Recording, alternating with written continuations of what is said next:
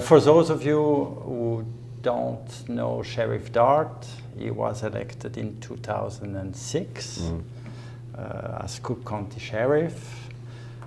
In this role, you oversee Cook County Jail, the largest single-site jail in the country.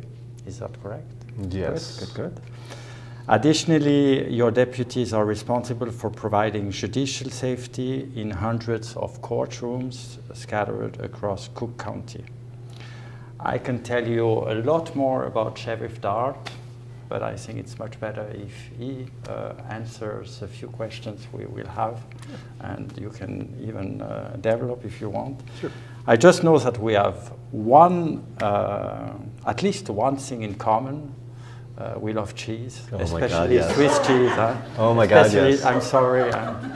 Yes, especially when you prepare your fondue. So cheese is coming later on, okay? That was the only way you can get me here. Okay, good. So, Sheriff Dart, generally speaking, can you briefly explain to us what a sheriff does in and around Chicago? Sure. Most every county in the United States has its own sheriff. And so there is, in Illinois, 102 counties, and they're basically subdivisions depending on how different countries are. They break up the country into, like ours, into states, then the counties, and then inside the county there's cities and towns and villages. And so the county is this bigger entity with all these cities and towns in it. So there's 102 counties, there's 102 sheriffs. We run for election every 4 years. And we share some things in common, but there's a lot of it that's really unique to the individual county you're in, as you would hope it would be.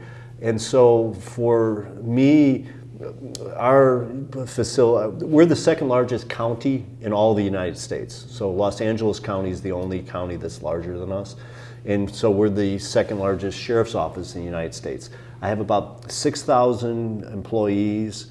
That is a mixture of correctional officers, about 3,000, some of those. I have about 600 police officers who do police functions, make arrests, and all the rest that police do. And then I have deputies that do things around the courts, and they do evictions and things like that. And so the sheriff is a unique entity in the sense that you're separately elected. I don't have any boss as such. And I'm given a budget by our county every year that I work with them on. But other than that, then I'm a separate entity.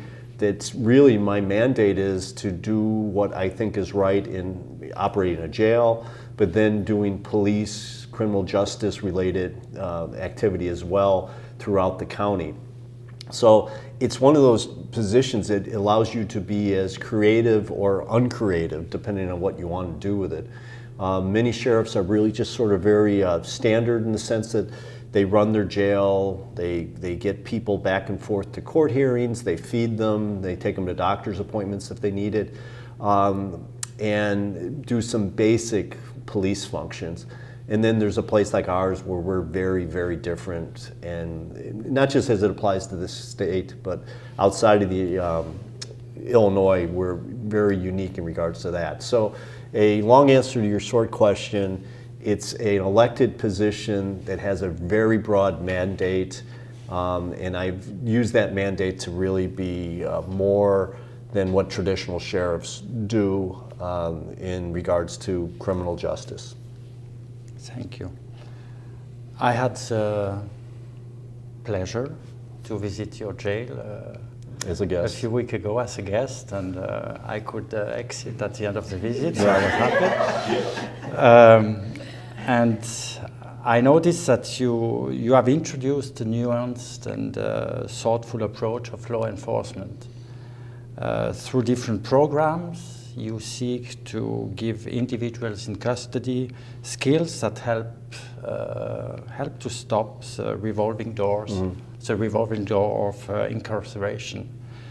Can you tell us a little bit more about your philosophy and about current programs? Sure.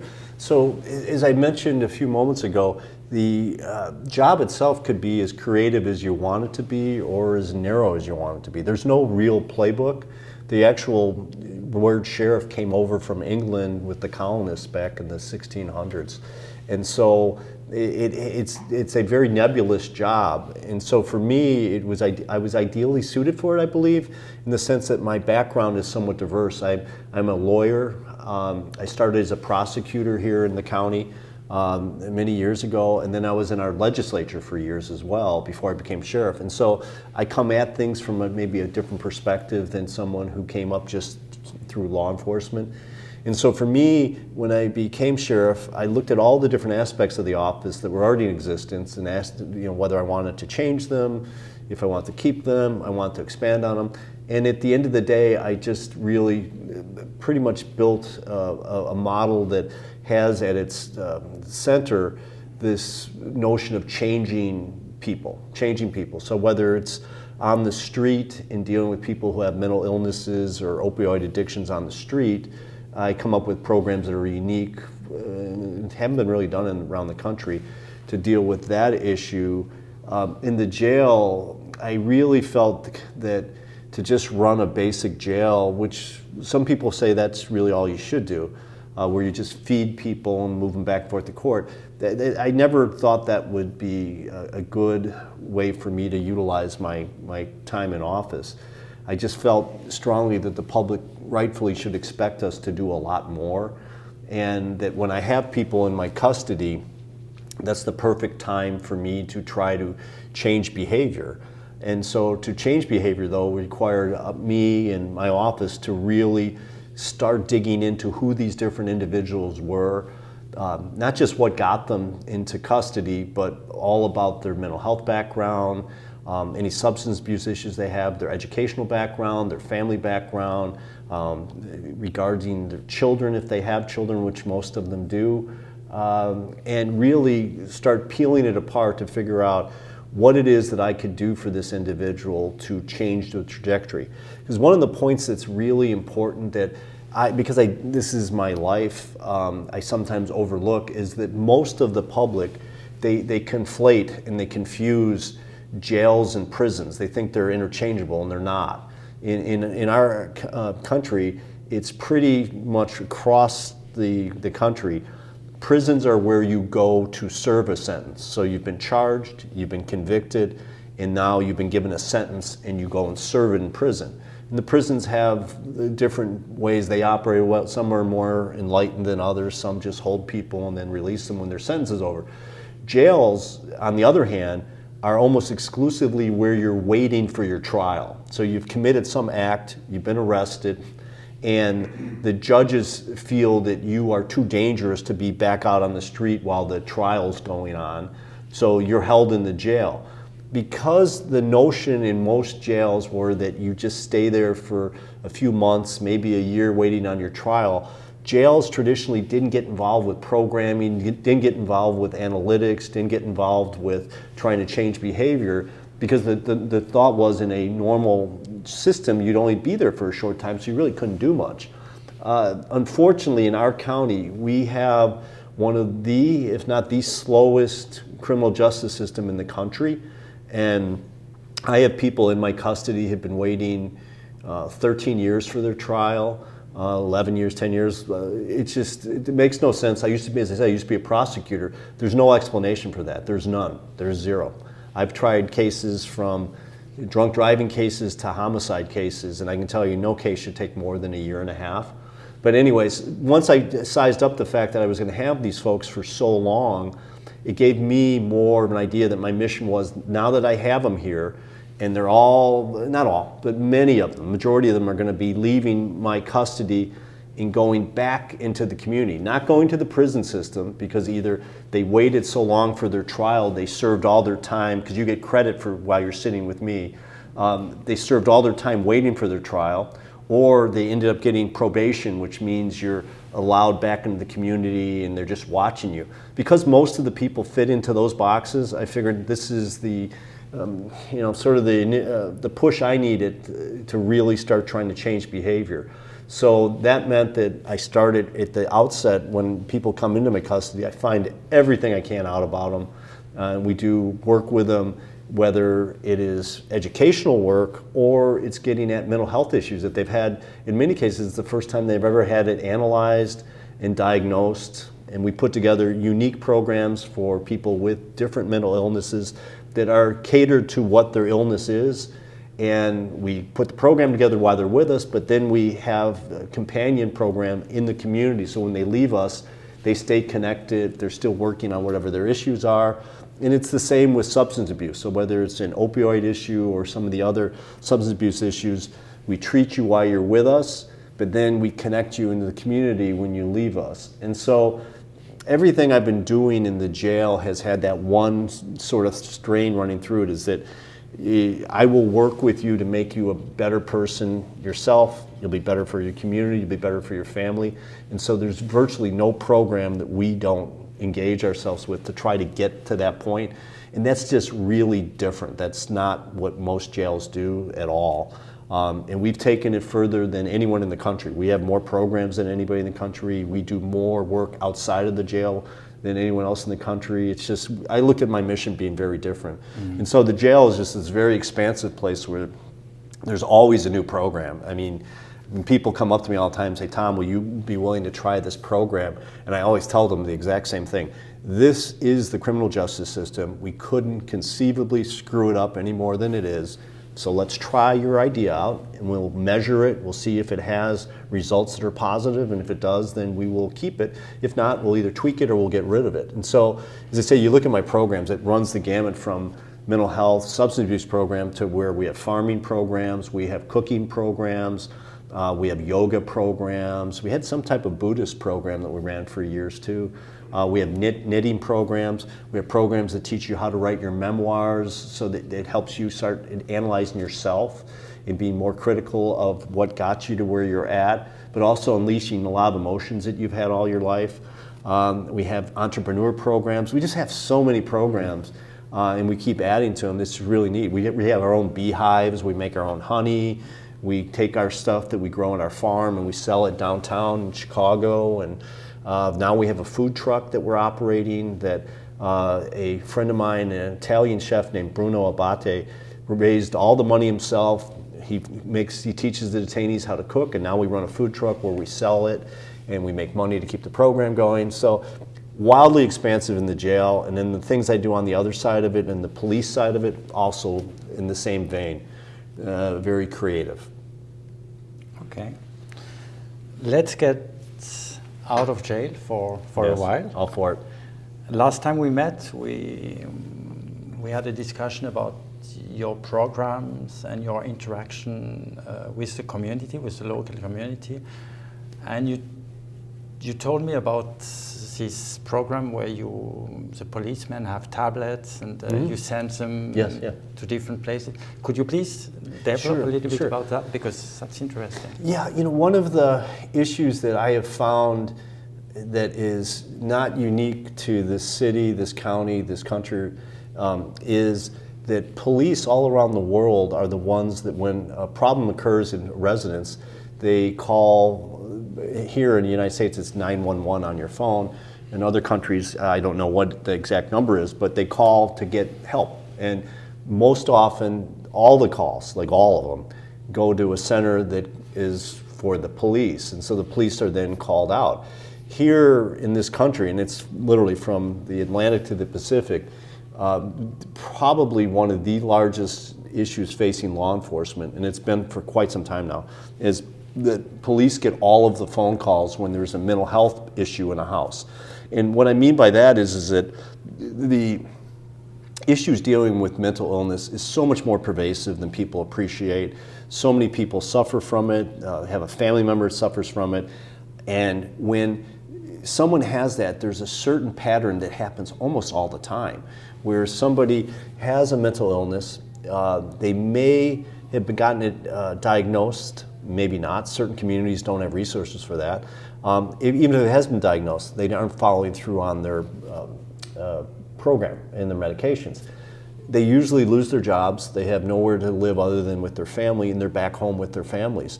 And what happens all the time is that individual then is no longer taking their medications, not going to counseling, all the rest of it. A problem occurs in the family, they call 911, police show up. Well, police were never trained to be mental health specialists. They're trained to be police officers. So you're literally sending the wrong person to the door.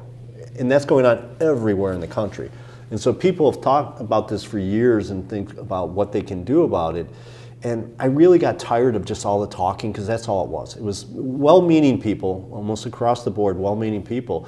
But they used to come up with all these sort of theoretical approaches that, A, had never shown to work in practical world that we live in, but also there was no way to scale it or pay for it. And in the meantime, real people were needing help. So what I came up with is that we trained all my police officers on the street that when we get these calls, they have unique training to identify and work with people who have mental illnesses, substance abuse issues, so they know how to de-escalate and slow things down. But the big component that we added was we gave everyone a tablet. And so they have had the ability now, they use it all the time, that when they get into a house and there's someone in crisis, they can immediately dial up a mental health professional who's there 24/7, and they peer on the tablet, and if the person is in a position where they can handle the tablet themselves, we give it to them. And I've seen videos of it all the time. They sit there and they'll just sit on a chair and they'll just sit and just talk to them. The police officers will be floating around in the background somewhere, and they'll just talk with this person, and there's this lively discussion of a trained mental health professional talking to this person in crisis. 9 times out of 10, we get that person to agree to just go to the hospital. And so by then an ambulance has usually been called. And then what traditionally were people being handcuffed, people having been taken down to the ground, all of that is gone. And you have a person with a tablet just walking down the stairs, out the door, and just walking into the back of an ambulance and heading to a hospital. And we have this play out all the time now, and it's been somewhat revolutionary because it's literally taking a mental health professional and bringing them into the house. And so all these issues that police have had over the years with that, now that dynamic has been changed. But the part I like about it most is it doesn't cost a lot of money, so it's easily scalable. And any department anywhere in the world can do this. And I was originally concerned when I first rolled it out that people were going to have a hard time relating to individuals through a tablet. Trust me, there was nothing about COVID that was good, but one of the things that came about as a result of COVID is people were becoming very used to doing all their communications on phones and tablets and Teams meetings and Zoom meetings. And so that was seamless. That was not only not a problem, but a lot of the people we were working with, they preferred to interact with a mental health professional via that. And the other big part of it, though, is that we don't just utilize that to get out of the house and to just be done with this thing. Our mental health professionals then have a caseload that they manage. They stay connected to that person. Because the traditional routine, once again, for most law enforcement agencies is they usually go to the same houses all the time. And it's just this unending series of calls because someone is having problems, someone is pushing their mom, someone knocked their dad down because they were angry with them, all these things that just don't go away. We don't stop then. After that first contact, we stay connected with them, we work with them for weeks and months and years on. We help them if they can't get to their appointments, we drive them there. We make sure that they're either connected with a doctor that we work with or their own doctor, and we just stay on them. And so it's something where all these different scenarios that have horribly played out over the years here in this country for sure, we're minimizing those, if not eliminating those. And so this is very unique, and it's had great success to date. Okay. Talking about challenges, how is your office tackling the issues of opioids and drugs? Boy, I tell you, that has been a real challenge. And it's interesting because it's a challenge on 2 levels. One issue, on one level, the street. So my police officers are, like police officers everywhere, coming across people overdosing on the street and in their houses, gas stations, all over the place. And so that is a challenge that I approached in a couple ways. One is I train my officers on how to identify someone who's going through an opioid withdrawal. We give all of my officers naloxone, which can help revive people. Now we got donations of injectable naloxone, and I know I get the term wrong sometimes, but it's fantastic because frequently the person isn't breathing. That's the heart of the problem. They've stopped doing that, and so the naloxone we traditionally would use are the inhalers, and it's not working. The injections are not only get around that, but they're also much more effective. So our officers have that, but then I have a specialized unit that they're mostly civilians. It's a mixture of civilians and police, mostly civilians. They go to locations where people are traditionally engaged with utilizing opioids. And they're somewhat well-known areas. And we just go there and we work with them. We're not there to arrest them. We're there just to work with them, try to get them into substance abuse treatment programs. We have some luck with that. And if not, we give them and train them how to use naloxone and develop a relationship with them. So we do that out on the street, but the other part of it is in the jail. I found it to be startling how many people were coming in about two years ago or so with opioid related issues that were different than the ones we had before. So what I started doing is I identify them at intake when they first come in, and at that point I flag them. First I try to get them, and I usually succeed in getting them in the substance abuse treatment program to deal with that opioid issue they're having.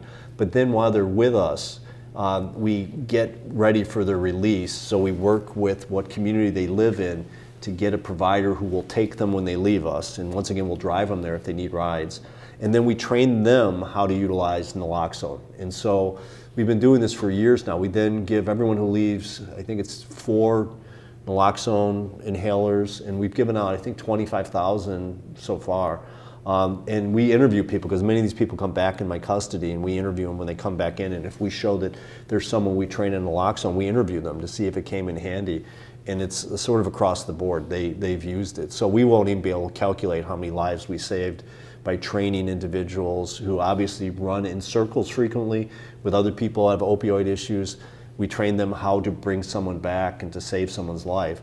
And so we do that for people leaving the jails on a regular basis, and then once again we stay connected with them. It's been troubling lately because detainees, once again this is not unique to us around the country, will constantly try to find ways to sneak things into the jail to get themselves high. And one of the new things they've been doing is getting people to send letters, magazines into the jail that are soaked in opioids.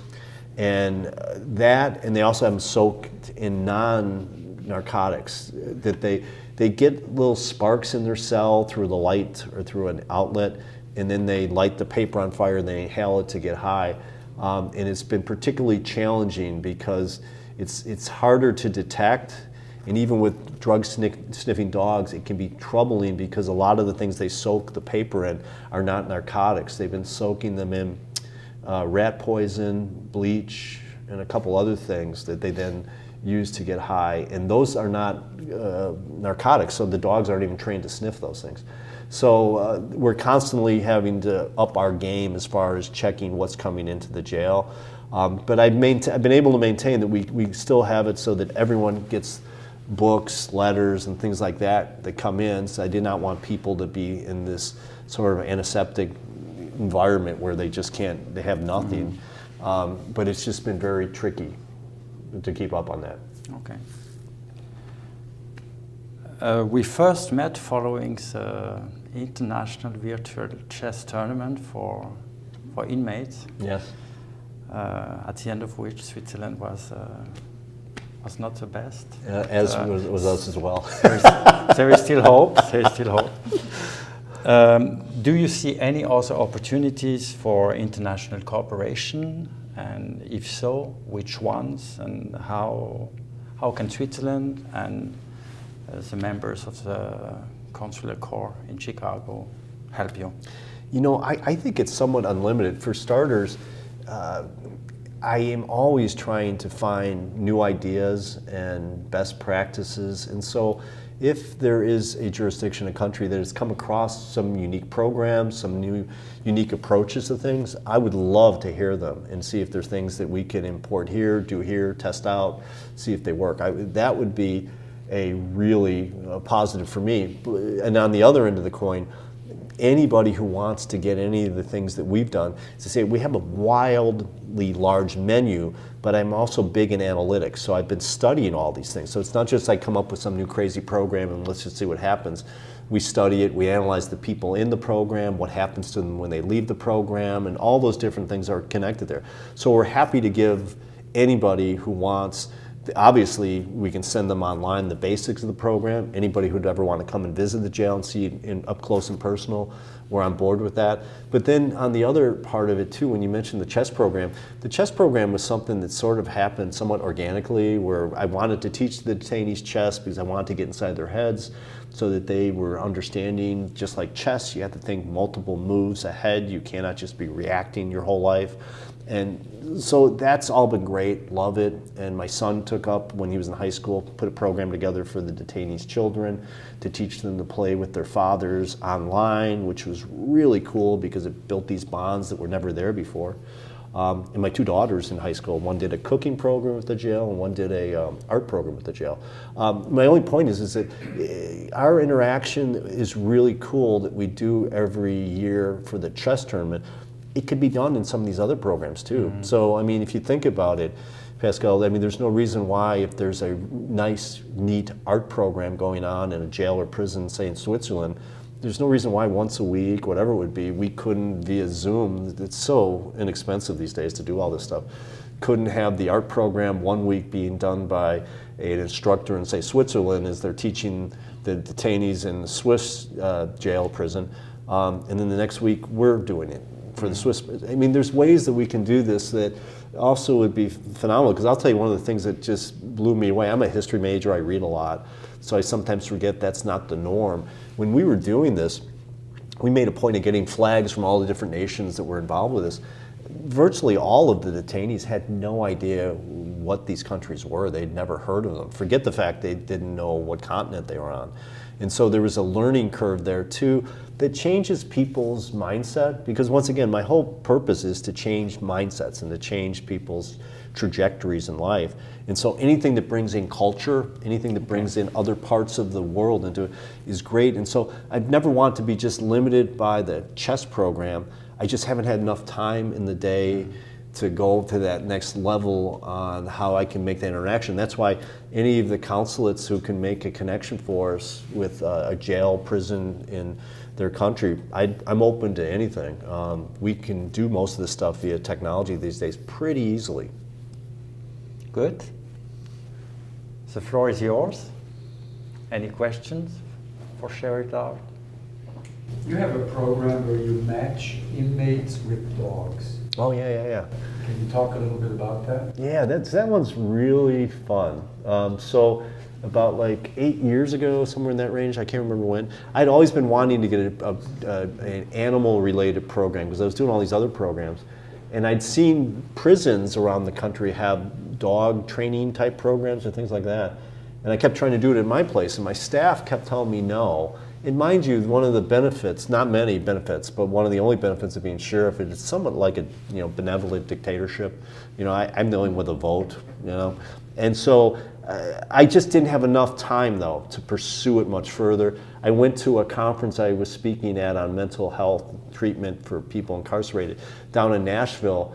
And when I was talking with the sheriff down there, he was telling me all about his dog program in the jail. And I was like, well, that's it. Now I will make this happen. And so my staff then moved on it quickly, and it has been a wild success. Now, originally it was all about, we were taking dogs that were otherwise going to be euthanized because of their aggression, and we would go to the shelters, we would take those dogs, we'd bring them into the jail, we would obviously train the detainees on how to get rid of aggression from dogs. And the dog would then be paired up with a detainee. The dog would live in the cell with the detainee in a crate. They had a mat, they had beds, they had everything. And then the detainee would work with the dog for usually about 4 or 5 months in that range, and get the dog to where he or she, now the aggression was no longer an issue. We have a website that we put them all up there, and we put them up for adoption, then we would adopt the dogs out. And we've adopted a lot. I don't have the number with me right now. We've adopted a lot of dogs that otherwise were going to be put to sleep. But I wanted to keep expanding it, and like everything else, I'm always like pushing. I was like, come on, I'm going to keep doing this crazy job. We got to keep being innovative, otherwise I'm leaving. And I said, listen, whenever there's a natural disaster, we're having all these shelters all around the country. They get overwhelmed with animals. I said, let's expand ours. I have lots of land at my place. Let's expand it. We'll take in shelter dogs that people don't have space for until they can get them adopted out or they can deal with that issue. And my staff then took that, they added that, which was great, but then they added another component to it where now we went and got trained.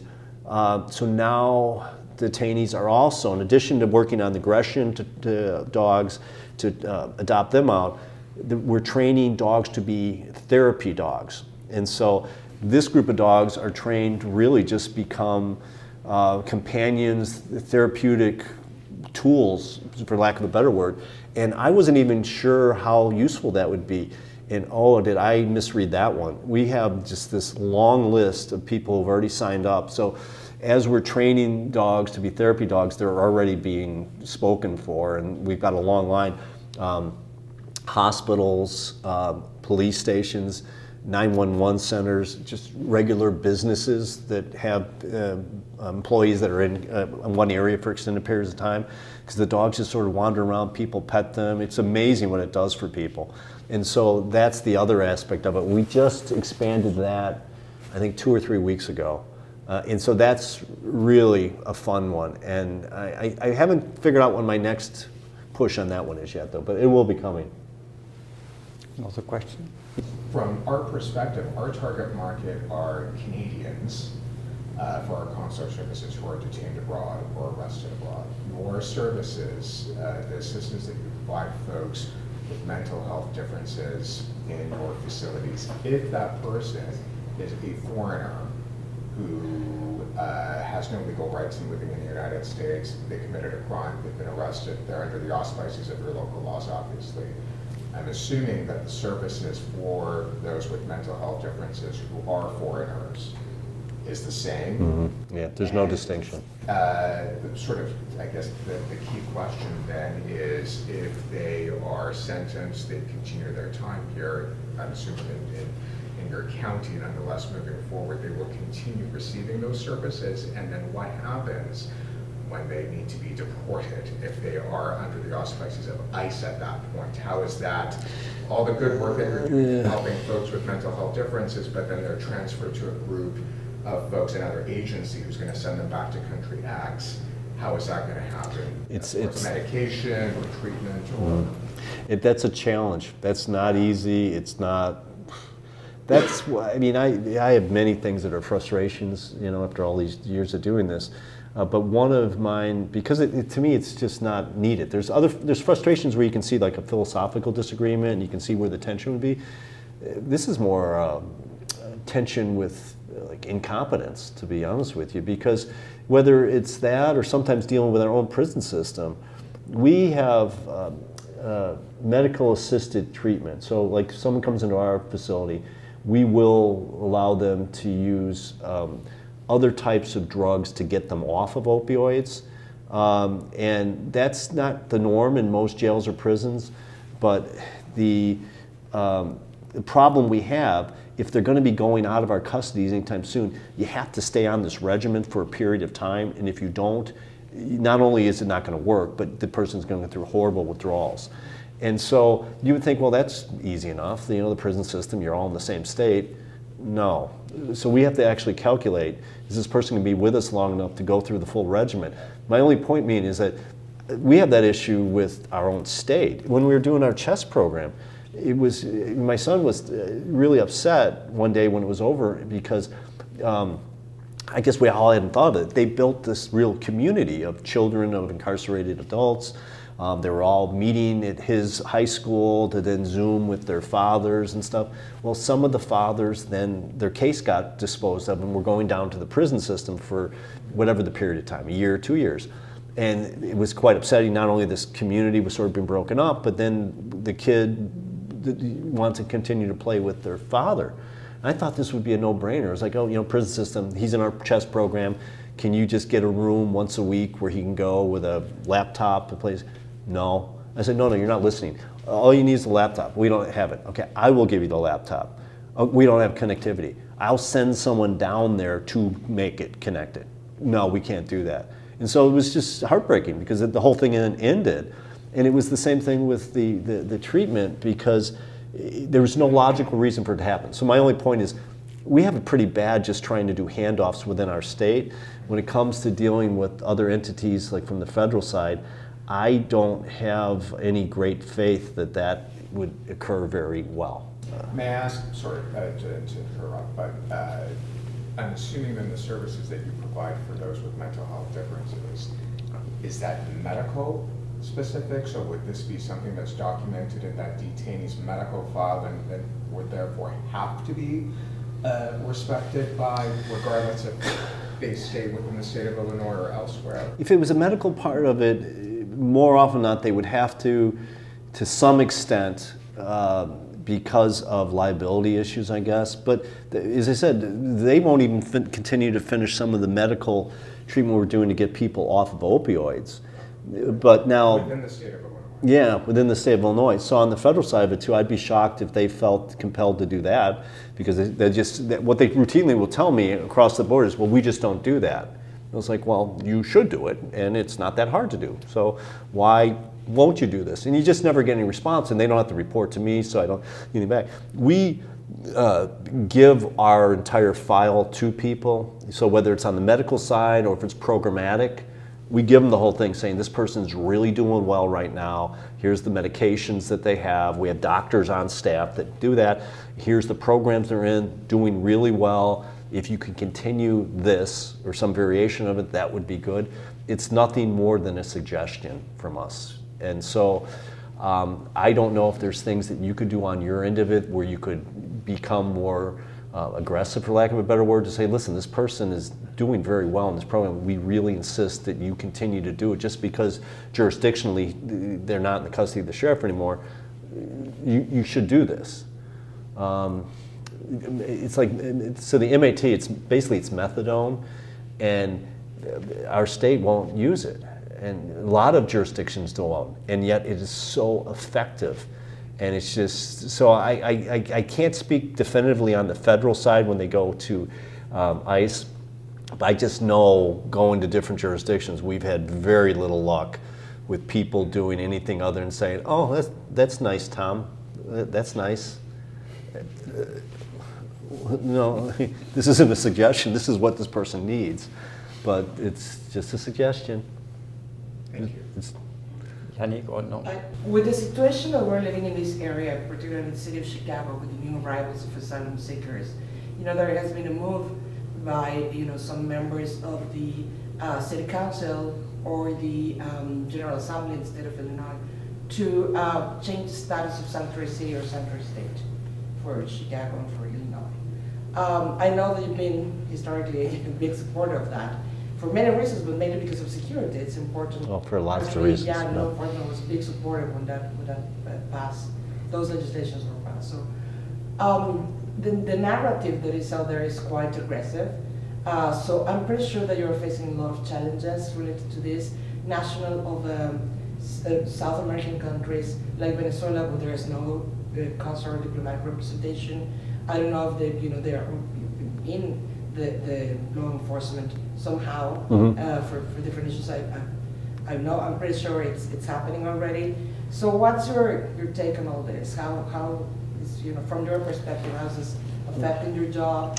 It hasn't affected it much. I think part of it is because I came out so many years ago with explaining to people what I thought about the issue that I think they just ignore me now, which is fine. So they just, I do my thing and we just move right along. And so they just, I think in some sense they just wrote me off, So nothing, and I know what you're talking about. The tenor of the discussion has gotten so toxic and it is absolutely going to get worse. So it's not going to get any better. They just leave me alone, and I'm fine with that. And we make some arrests of some Venezuelans downtown here with some of the retail theft related charges. So they're definitely in the system. I honestly don't know, because of the point you make, because of the lack of consulate services, some of them are in our custody. I don't have the number with me right now, I can find it.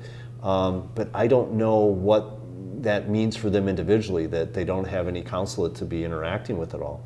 But I can tell you that they have been arrested more frequently. We put together a program that we have going on in all the shelters, where I have, I'm very well known in the country for my work on child trafficking, and so we have human trafficking, child trafficking. So we go into the shelters and we do presentations to people there about what that's about. Many of them unfortunately know all about it because they were subjected to it at numerous points. But to give them more of a local understanding of what, not just to look out there, but how to be able to contact us. And so I have a lot of connections. I have two people who work for me who were trafficking victims. And so they have an ability to talk to people on a level that I could never talk to them. And so they go in, we talk to folks about resources that are available to them. So even if they don't want to get involved in the criminal justice system, as far as like, pointing out someone that did something to them either recently or in the past, if they just need help because of that, we have this whole menu of things that we offer to them. And as you can imagine, probably better than me, a lot of them have had so many horrific interactions with law enforcement throughout their travels to get here. We're just trying to, by using civilians, to try to break through to them, to say, listen, we want to work with you on a different level. We have no interest in arresting anybody here. We just want to try to help. And so we've been trying our best to come up with approaches to deal with these new issues that are popping up and be a little bit more creative and outside the box than just, let's go arrest everyone. It's complicated, and just a quick follow-up. If I may, we're already working with several members in your team to provide services in Spanish or options or programs in Spanish for inmates, so that we can extend that to all Spanish-speaking persons. So that'd be great. That would be great, because we really don't have an end. And I was telling somebody earlier, because I got, as I said, my menu is so large, and it's all self-inflicted wounds. I keep adding stuff that I could say no to, but I can't. We're trying to get a group of law enforcement from around the country, and it's been tricky, to agree with just basic statements that we collectively in law enforcement are against political violence. I would think that'd be a pretty easy one. Yeah. It's not as easy as I assumed it might be. And so we have been attempting to do that, because all the data that I look at, and I read all the time, shows that the issues in our country are such that political violence is something that can actually be expected to occur. And hand in hand with that is the utilization of irrational fears, manipulations, and particularly when it comes to the immigration issue. Yeah. That I often told people, I go, listen, you don't have to be a rocket scientist to figure it out, but if you're looking for a method to try to really damage, say, the Democratic Party, I'm a Democrat for what it's worth, you would probably go out of your way to ship as many immigrants to this city around the time of the convention as you can, because you're going to want to make Democrats look as bad as possible. You want to point out the hypocrisy about sanctuary cities. You want to do all those different things. And so all the different points you just mentioned now, I don't see how they're not going to get monumentally worse in the coming months. And so right now is the perfect time for people to be thinking like that, and thinking of ways that they can work together to try to mitigate some of this. It's not easy. So yeah, if there's ways you can help us, because we're always looking for ways to help us on the translation side of some things too, because that could really be helpful. We have lots of Spanish-speaking people who work with us, but we can always use more. At the very beginning, you mentioned the pace of the criminal justice and the impact it has on the number of inmates you have to handle. what to expect from the last elections and the weeks and years to come in this respect. Criminal justice is often at the center of the public debate when it comes to public safety in this city, at least. So, Yeah. your take on what we You know, face in the coming years? see, it's such a great question because it's perplexed me for years. Because as I had mentioned, I started off as a prosecutor, so I was in the court system, and so I got to see how it worked. And it was wildly inefficient back then. That was in like the late 80s, early 90s. And it hasn't changed. And the thing that has always perplexed me is that any type of function, whatever it might be, whether you're talking about court systems, you're talking about businesses, with all of the different changes that have occurred with technology, there is no scenario where just basic case management principles can't be used in anything. And so in our court system, I never could understand why we weren't doing that. And our county, the county governing body, actually did studies on this to say, okay, this is unacceptable to have people waiting 15, 13, 14 years for their trial. There's no way to accept that. They did studies on it, and the studies all came back saying the exact same thing, which is you put a case management structure in. And I've often told people I could have given it for free, but I think they paid $250,000 for it or something. But literally, you make it so that like murder cases, you put a time to them, say like 2 years for a murder case to be disposed of. Armed robbery, 1.5 years. Sexual assault, 1.5 years. Theft, 3 months. Drunk driving, 2 months. All these cases, and as I said, I can tell you from my unique perspective, these are not like TV movie type cases where, oh my God, we have to go get this incredible DNA expert to be choppered in from New Zealand. No, they're very basic cases, but there's no accountability in it. But it's been that way forever. So I just don't think that any of the changes that happen are going to move that dial too much. I just thought, year after year of this being exposed. And when I tell people that I have people waiting for trial that long, there's usually a collective gasp in the room saying, well, that can't happen. This is the United States of America. How is it that you can have someone where they can't have their case determined? How is that fair? How is that just? And it's like, it's not fair, it's not just, but it continues to go on. And so I'm not holding out a lot of hope, but there are methods that have been used in other jurisdictions around the country that make it more effective, other places in the world clearly more effective in dealing with this issue. But it is incredibly difficult for me to understand. And if you think about it too, the obvious one people are thinking of, well, this person is considered innocent at this point and they're waiting this long locked up for judgment. The other part of it too that is just so overlooked, and I guess I appreciate it more from being a prosecutor and now police, is as the case gets older, the witnesses all vanish. That's just how it works. And it's not nefarious, that's just how it plays out. Witnesses move, witnesses, all are living basically in the same area. So the crimes, wherever it occurs, the witnesses and the victims and the offenders all somewhat come from the same place. So if you think of that for a while, after 2 years of this case just sitting around there, these families have interacted with each other. Now all of a sudden someone, I'm not going to testify anymore. I don't want to get involved with this. But also, people's memories start changing. I don't remember it as vividly.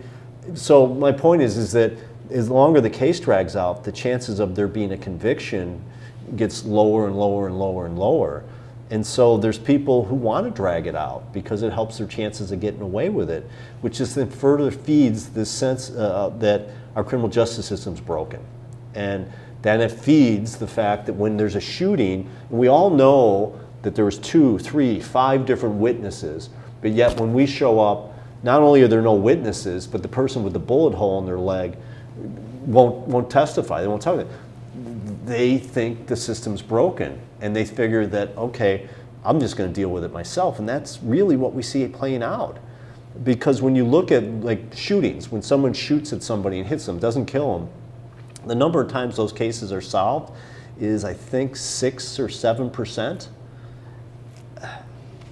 So this isn't just an innocuous thing where, oh, these cases just take too long.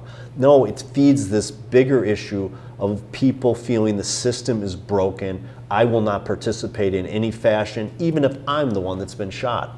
I will handle it myself, and that then perpetuates this cycle of violence. And so I'm at this point in my life now where I don't hold out a lot of hope, but maybe. We will help you too. We will be creative and try to help you. Thank you once again for your time. Thank you It was so very much. inspiring. I Thank talk you too very much. long like usual, right? No problem. It's very interesting. Yeah, man. Thanks to all of you.